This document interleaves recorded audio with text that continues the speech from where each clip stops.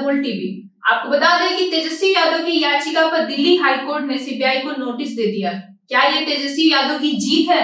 इसके बारे में हम विस्तार से जानेंगे हल्ला बोल टीवी के संपादक दीपक शर्मा से। देखिए, जीत तो नहीं है सुरभि, लेकिन पहली जीत तो आप कह सकते हैं, क्योंकि उन्होंने जीत तो तब होती जब हाईकोर्ट रोक लगा देता, लेकिन हाईकोर्ट ने रोक लगाने से इनकार कर दिया। यह पूरा मामला आईआरसीटीसी घोटाले का है और नोटिस जारी किया है सीबीआई को, न कि रोक लगाने की जो मांग है वो स्वीकार कर ली। अगर रोक लगा देता हाईकोर्ट तो आप कहते कि ठीक है, तेजस्वी यादव की जीत है, लेकिन दिल्ली हाईकोर्ट ने आईआरसी घोटाला मामले में जो तेजस्वी यादव ने दिल्ली हाईकोर्ट में याचिका दायर की है उस पर उसे मानते हुए दिल्ली हाईकोर्ट ने आरोप तय किए जाने पर रोक लगाने से इनकार कर दिया है। लेकिन कहा है कि हम बिना एजेंसी से तलब किए, बिना एजेंसी से जानकारी लिए कोई कदम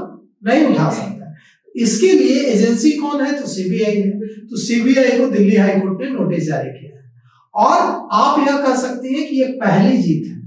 हो सकता है जब नोटिस के बाद सीबीआई की ओर से दिल्ली हाईकोर्ट को जानकारी दी जाए तो वो दिल्ली हाईकोर्ट को वह जानकारी सही नहीं लगे, वो जायज न लगे और उसके बाद दिल्ली हाईकोर्ट तेजस्वी यादव के पक्ष में फैसला दे दे आरोप तय करने को लेकर, जो चार्ज फ्रेम किया गया उसको लेकर आईआरसीटीसी घोटाला।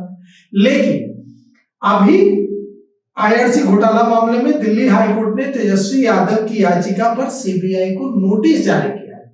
सीबीआई को नोटिस गया है।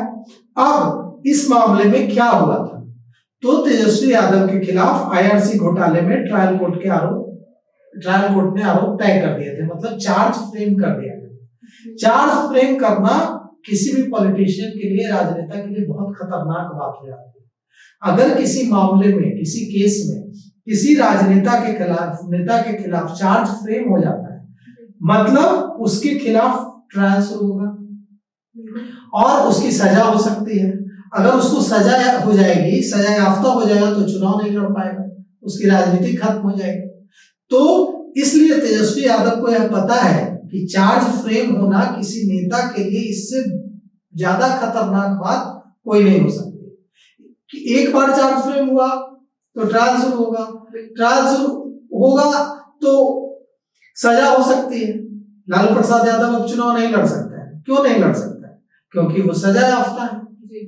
तो अगर तेजस्वी यादव इतनी कम उम्र में सजा याफ्ता हो गए तो उनकी तो राजनीति खत्म हो जाएगी।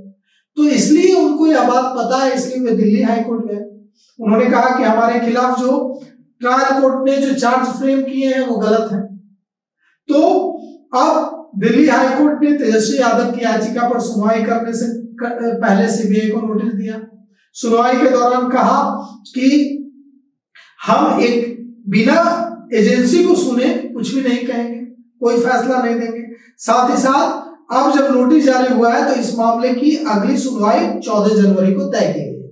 मतलब आईआरसीटीसी घोटाला मामले में, आईआरसीटीसी स्कैम मामले में दिल्ली हाईकोर्ट में तेजस्वी यादव ने जो चार्ज फ्रेम किए जाने के खिलाफ जो याचिका दायर की है उस पर अगली सुनवाई 14 जनवरी को होगी।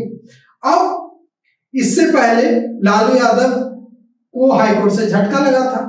दिल्ली हाईकोर्ट ने जो लालू यादव ने ट्रायल कोर्ट के आदेश को चुनौती दी थी, उस मामले में भी सुनवाई होनी है 14 को। लेकिन कोर्ट ने कहा है कि हम बिना एजेंसी को सुने कोई फैसला नहीं दे सकते। चार्ज फ्रेम जो आरोप तय किए गए हैं उस पर हम रोक नहीं लगाएंगे। अब देखिए, अगर सीबीआई को नोटिस जारी किया है कोर्ट ने और सीबीआई की बात सुनने के बाद कोर्ट इंप्रेस नहीं हुई, अदालत इंप्रेस नहीं हुई, अदालत को लगा कि नहीं, ज्यादती हो रही है तेजस्वी यादव के साथ, कानून का पालन नहीं किया जा रहा है, तो कोर्ट रोक भी लगा सकती है, अदालत फैसला ले सकती है।